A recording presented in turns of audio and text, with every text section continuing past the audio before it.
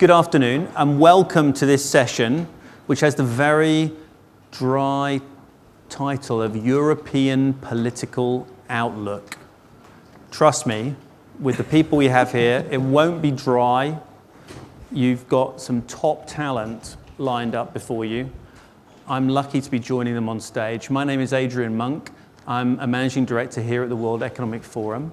And joining me for this session, I have Carla Ruocco, who's a very senior figure and parliamentarian in the Five-Star Movement in Italy. Professor Tyler Cowen, who is one of the leading economics bloggers at Marginal Revolution, author of several books, including The Complacent Class. And I can assure you that we're all too paranoid here to be complacent. And Nina Trentman, who is from the Wall Street Journal, based in London, has been based out in China, previously with Die Welt, and covering European and British companies. Well, I think British companies still count as European until Article 50 finally kicks in. So just to kick off, I think a year ago, nearly to the day, I was in Tianjin explaining why my fellow Brits had decided to say goodbye to the European Union. I wasn't one of them. I voted, I was a Remainer, or as they say in England, a Remona, because apparently we're moaning all the time about how miserable life is without our European friends. The outlook for Europe back then was a disaster. British departure would be a catastrophe.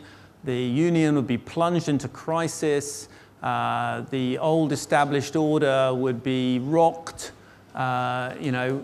gnashing of teeth, wailing, woe, despair. A year later, Mrs. Merkel looks to be cruising effortlessly towards election victory in September, although my words will probably curse her campaign.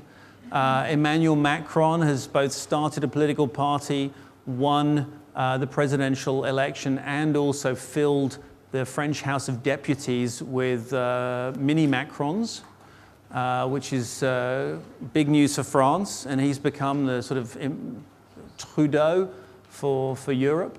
So suddenly from gloom we go to boom.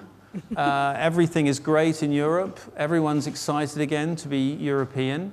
So with that briefest of introductions and a reality check, I'm going to turn to our panelists just to give us a sense of whether or not in the space of that year we can really have gone to a European outlook of disaster and despair to one of sunny optimism. So Carla, I'm going to start with you because we had the pleasure of meeting in Davos earlier this year, and we were talking about partly about Brexit, but about the rise of a kind of populist anti-Europeanism, not just in the UK, but also we saw it in the Le Pen campaign in France, a lot of concern about Europe. Now with the election of Emmanuel Macron, with Mrs. Merkel, has all that gone away? The problem of European framework is some rules. His rules that has to change. The mechanism of a fiscal compact that implies that the productive investment are treated such as unproductive expenses. And even the monetary mechanism, which implies a segregation of risks, not a risk sharing. Some spread, which implies, in fact, the existence of one single currency, but even some shadow currencies. Because if I have the spread, I have a lack of competitiveness between enterprise. If I am an enterprise which operates in Italy, for effect of the spread, I have to pay, for instance, a rate of interest higher than the same enterprise which operates in Germany. And this mechanism can't give the possibility to the peripheral country to stay well, to give the possibility to develop their economies. That's a great point, and I think that probably goes back to one of the big criticisms of Europe as a whole. And Nina, maybe, sorry, being German, I'll turn to you, which is that Europe is a great German project and the Eurozone is a great German currency, but other people have to live with it. Is that fair? Are we being unduly unkind when people say that? Of course, if you're asking me as a German, I might have a slightly tinted view on that. But of course, we've been hearing this criticism in the past couple of years. It's actually been there from the beginning onwards. But I think during the past couple of years, that criticism has intensified. And there's been this question of like, is the Eurozone just in favor of Germany and some other Northern European rich economies? I would definitely say that's not the case. But I think it also indicates that there needs to be more explanation, more communication between Southern European states and Northern European states. Because, of course, as you say, it's true that from an economic point of view, some economies have done better in the past 15 years than others. And Tyler, you actually teach a class, I think, a course on the Eurozone. And you've written about it for a long time, but famously from a very not optimistic viewpoint. And yet you've recently changed your tune. What's given you cause for optimism? The euro now is quite underrated. Keep in mind, the initial goal of the euro was to cement a political union. And look at some of the countries that didn't join. United Kingdom, total mess. Hungary, total mess. So Greece is a lingering and probably permanent problem. But the political project has done okay. And the places outside of that political project actually have seen bigger trouble. Growth rate in the Eurozone now is rising. It's coming in higher than expected. I think Europe still has its core economic problems, but for the time being, things do indeed look better now than they did a year ago. So, a little bit of concern about a Europe that's not fair for all of its members, vis-a-vis its currency and vis-a-vis some of the rule-based operation of what's really, I think, increasingly with Mr. Macron looking like a Franco-German driven project, which I'm guessing from Rome doesn't look hugely encouraging. And you probably feel there's a need for a stronger Italian voice and maybe a stronger Southern European voice in Brussels decision making. Yeah. I mean, are you worried that this new Franco-German entente is going to leave some people out? Yeah, I think that, for instance, the Italian government of the past has not a strategy, has not contract some rules in the European framework. Italian needs a very strong government who can realize, together with the other countries, a new European project. And that new European project looks a little old-fashioned if you listen closely to Monsieur Macron, because he seems to be suggesting that, you know, more protectionism, more industrial strategy, I think is the nice term for it. You know, more looking after European companies at the expense of other people, particularly vis-a-vis, for example, China, where he's expressed concern about Chinese acquisitions. Do we think that this is rhetorical, or are we going to see a more closed European Union? The common market, the borders are going to become a little tougher, rather like the physical borders for immigrants and people coming in. Tyler? I don't think it will matter very much. Think about what are Europe's core problems. Aging, especially for Italy, youth unemployment, youth losing a certain amount of hope. The fact that so many of the best companies are actually fairly old. This is most pronounced in France. And then two of Europe's most important neighbors, Russia and Turkey, have gone bad or gone worse, or however you want to put it. And furthermore, on my side of the Atlantic, there is, shall we say, greater unpredictability. So nothing that Macron does or Merkel does or what they do together or what they might offer to Italy, it's not going to change those basic fundamentals. So I think European growth now is at a local peak. It will do okay. It's not going to be above 2% in the steady state. Things will drag on. People will be unhappy. Labor markets will become more commoditized, and the middle class, working classes that European social welfare states have built up will be slowly eroded, in part due to Chinese competition. German manufacturing is highly vulnerable to Chinese competition. So those, in my view, are the main challenges. And whatever is done with the euro, rules of the game of the European Union, banking union, whether the 3% rule is altered, you can debate those, but they are small relative to the bigger questions on the table. Nina, I know as a journalist you're not supposed to be a cheerleader for any political outlook, but privately, amongst friends in this room, are you more optimistic on the prospects for Europe as we look ahead, given what we've seen with the election of Emmanuel Macron, with the way Mrs. Merkel seems to be performing? I would definitely say that I'm more optimistic compared to a year ago, because, of course, well, I live in the UK, and so, of course, my view of Europe is also strongly influenced by what I see and hear in the UK. And, of course, there was, like, around the Brexit vote, there was a strong perception in the UK, and, of course, it's been there for years, but it's been very strong last year, saying, well, to be honest, look at this EU, it's just going to falter, and we have to get out as soon as possible. And, of course, we've seen elections afterwards which confirmed the fact that maybe the EU is not going to falter. Like, we've seen the Dutch elections go differently than expected. We've seen French elections go differently. I was never really thinking that Mrs. Merkel would vanish, so I guess it's also a good confirmation that it looks likely that she's going to win the German election. But on the other side of the channel, of course, on the British side, I guess, of course, things have changed quite a lot with economic sentiment deteriorating quite massively, and also with the government making quite clear that it doesn't really have a very clear forward in terms of Brexit. So I think it's quite interesting to see that it seems as if the roles have changed and swapped. So in a moment, prepare yourselves, because I'm going to turn to you, the audience, and ask you for some questions. And I'll give you a little bit of time to think it through, because you'll undoubtedly have better ones than I do. But the last thing I want to just ask our three panelists before I turn it over is it's just about identity. Tyler, you talked about the idea of the currency acting as a glue to bind Europeans together.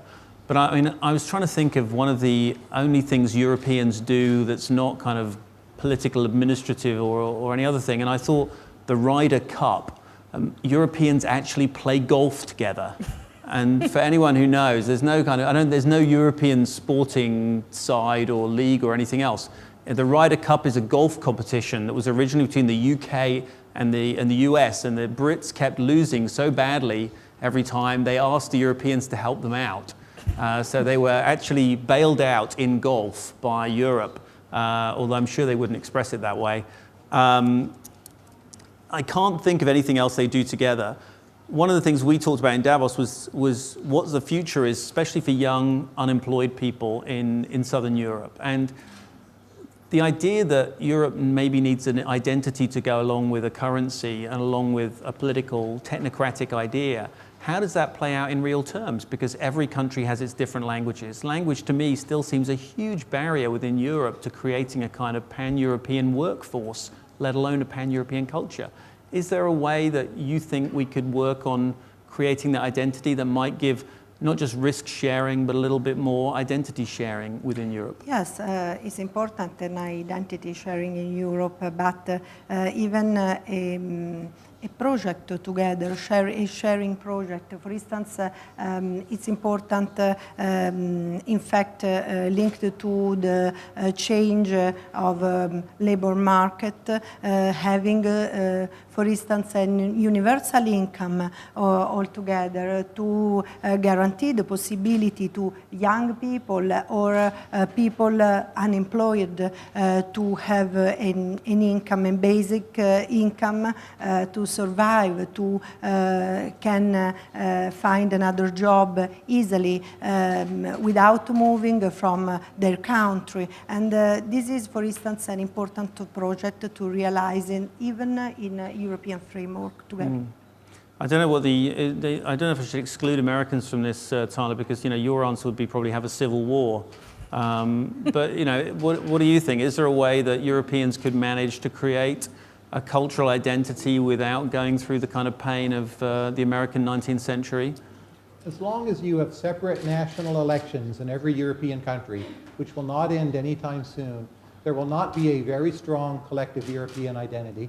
Actually, I think that is fine.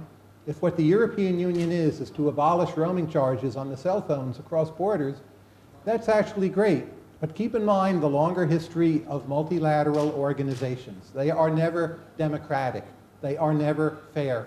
They are always, always, always run from a small number of power centers, sometimes even one. Look at NATO. Who has run NATO? It's basically the United States, unless all of the other allies completely rebel against what America says. So the European Union is being run by elites where Germany and France have disproportionate power, where sticks are used and people are never unhappy, and we endlessly cycle around how to redo all the deals. That's what our history will be. I think it's okay. Life in Europe is good. For many people, it's wonderful. You know, getting by is actually underrated, and I don't see why any of that either has to change or even can possibly change. And Nina, you manage several identities as a German living in the UK and as a kind of post-Brexit European or pre-Brexit Brit. I have no idea which way it'll resolve itself.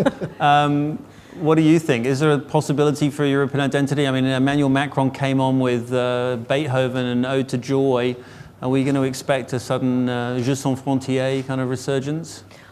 Like, I would definitely say that there is some sort of European identity. Like this, we all share like a lot of history together and a lot of cultural aspects that in the end, even if it's French or Italian or Spanish, like the differences are not that many. So I would definitely think also I would disagree that there's no European language. Like we can all communicate in English. Of course, we all have our national languages, but that's fine too. Like the fact that I think there's enough that can communicate, that helps us to communicate, and that binds us. I think one of the issues is, of course, that like the EU has allowed us to do many great things, like work in different countries, have our pension benefits shifted from one to the other country, get education in different countries. I think what we should maybe be better at is communicating all these advantages that are there. And of course that requires a bit of upskilling in terms of education, because not everybody can actually work in all sorts of different European countries because of their skill set. So I think that would be something that I would want to work on. But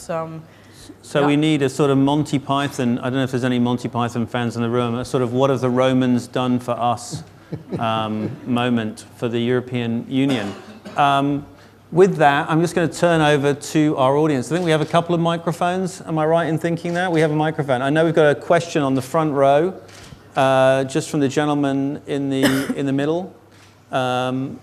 Just actually two down, and then we'll take the question from this gentleman. And can you just introduce yourself? It works. My question is how you think that we can fix in a short term the issue that the euro is representing within the eurozone, because at the moment it is just working as a fixed exchange rate regime, and so we know that sooner or later this kind of working will not work. So if you panelists has an idea about what we could do in the short term and in the medium term in order to fix this problem. I'm sure I can imagine there's someone on the panel who does. Carla, I'm going to turn to you first, and then I'm going to ask our other. I think one of the main problem that implies the segregation of risk is the spread. And so it's important to eliminate the spread. In this perspective, we have to create an anti-spread shield and to have even, as I said before, even eliminate the productive investment from the algebra of fiscal compact. These are two important points, two measures to develop. Nina, is this an election-winning strategy for Mrs. Merkel if she adds those two things to her manifesto in Germany? Well, if she mentions it on like page 23, then maybe nobody's ever going to read it. But, well, of course, it's an issue. Like many of the things that Europe needs to deal with in the coming years are not the things with which you will convince any voters to vote for you. I would definitely, in terms of fixing the euro, I would say there's no quick fix to it because there is structural problems, like, for example, sharing currency whilst not sharing fiscal policy and taxation policy. So like in the end, these are two things which to some degree contradict each other. And so that's why the euro is as imperfect as it is, although it's as I find, working pretty well. But I guess in the end, these will be incremental, small steps. We've seen like a couple of weeks ago that Germany was opening to this idea of having some sort of European budget and alignment of fiscal policy, which for a long time, like coming from the French side, which for a long time was an absolute no-go from the German side. So I guess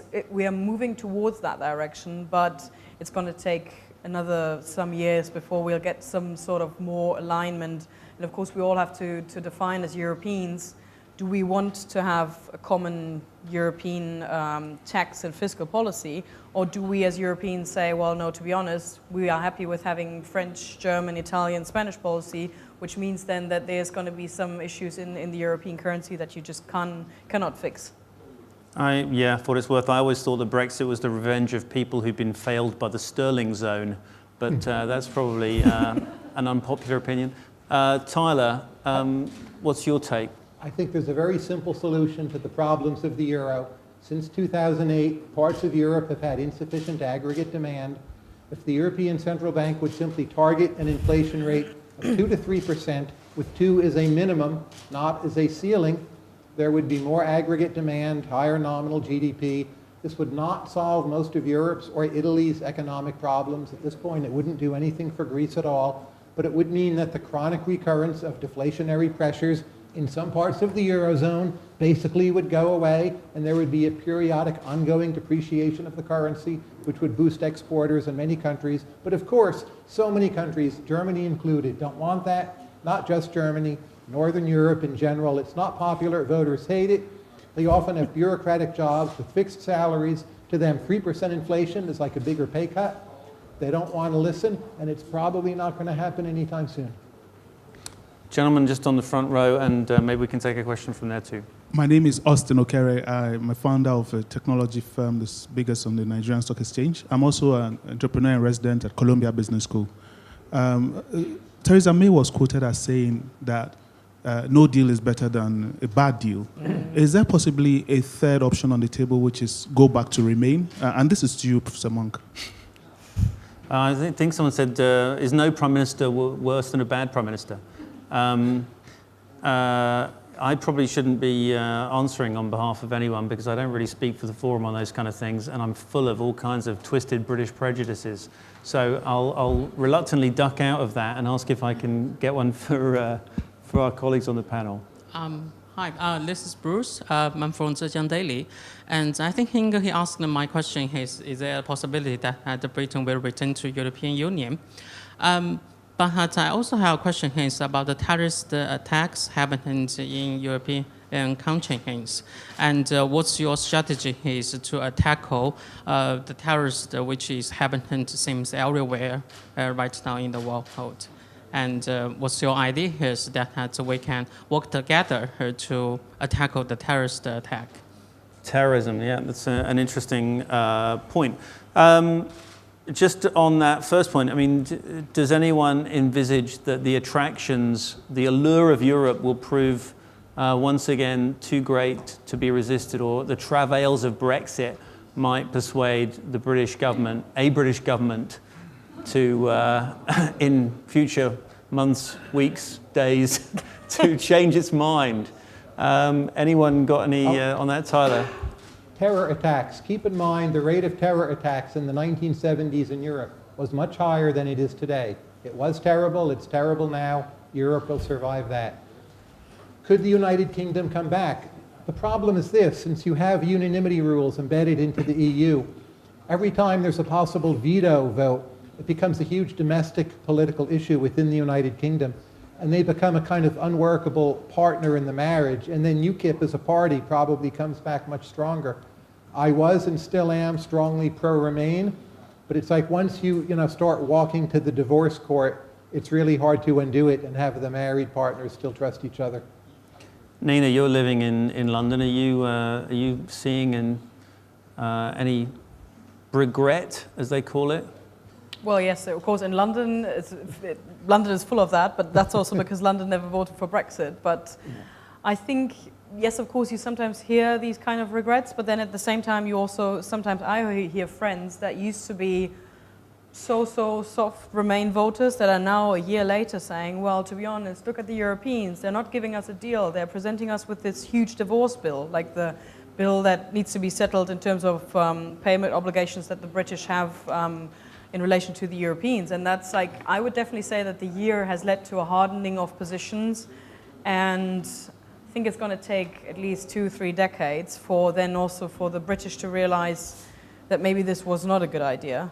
Or also maybe also for the Europeans to realize that this was not a good idea, because I think now at the moment it's very dominated by day-to-day politics, by a lot of trading barbs on both sides, and I think it needs also to play out and to show itself whether Brexit was really a good idea or not, and that's only going to show in like a couple of years from now, when you see the economy either suffering hugely or the economy doing better, for then people to say, okay, excuse me, for people to say, okay, this matter is now solved in this or that way. And because at the moment still the indicators are not that clear that you would say, well, Brexit was a bad idea or it was a good idea. Like the indicators point to weakening of the economy, and of course if there's a Brexit without the UK remaining in the customs union and in the single market, then there's going to be tariff barriers and all these kind of things. But until that plays out and we see maybe unemployment going up, businesses having more issues, that's going to take some years, and so it's going to take a while, I guess, before people can really wholeheartedly say, okay, we might want to go back, or it was the right thing that we decided. Carla, as a European politician, you know, if suddenly I was a British Prime Minister and I came and said, look, it's a terrible mistake, we never meant to do that Article 50, we'd love to come back and you to forget all about it. How would you react? But I think that in England there are two streets in particular, two possibilities, or a hard Brexit because of Theresa May hasn't the figures, otherwise he has to come back to the elections. And I guess on terrorism, you touched on it, Tyler. I certainly reported on terrorism in the 1990s and on the peace process in Northern Ireland. And it is true that terrorism gets a lot more attention now, but actually it was far more devastating in the 70s, 80s and 90s than we've seen in the tragic events recently that have captured so much attention globally. But does that terrorist narrative feed a kind of, if you like, an anti-immigration narrative, or a kind of, or even actually an authoritarian narrative in some governments? Because we're seeing it being used in cybersecurity by some governments, we're seeing it being used in immigration on others. Quick thoughts from each of you? Eventually NATO may be run by the Europeans, and it will be all about the Navy and cordoning off the Mediterranean and creating a kind of virtual fence. If you look at population balance between Africa, North Africa, and Europe, there's a huge issue each decade out there, and probably Europe will close the borders, I think, for the most part. In my view, this is unfortunate, but I suspect it's inevitable. Carla, you know, Italy's on the sort of front line of dealing with that issue. Yes, but even this problem is a global problem that must be discussed all together with the global project. It's not possible that one nation can arrange the policy alone. And Nina, we conflate the issues sometimes of terrorism and immigration. Is that the right thing to do? It doesn't seem there's a direct link between immigrants and terrorist attacks, or is there something? I would definitely say actually like that the fact that we've seen a couple of terror attacks in Britain recently is indicating that with most of these people having been born in the UK, both in most recent cases, or having moved there like a couple of years ago, none of these people came actually with this recent flow of migrants that we had in 2014. So I guess this has actually been a case which is strengthening both the case for continued exchange of information between the British and the rest of the EU, which of course, needs to remain in place even if Brexit goes ahead as planned. And I guess it also it underlines the fact that it's too easy to say, okay, more immigration from far-flung places means more terrorism, because in the end you can also have a lot of terrorism and resentment within your own society from people that have lived with you for decades. So I guess there's no easy equation here. There we have to draw a line under it because we've run out of time, I'm afraid. I know we could have gone on much longer with our fabulous panelists and with you, the audience. But very quickly, I'm just going to say to each of them, Europe, thumbs up, thumbs middle, or thumbs down? What's it going to be, guys? Always thumbs up. Thumbs up, thumbs up, thumbs up. There you go. A European consensus in China. Thanks to all of them.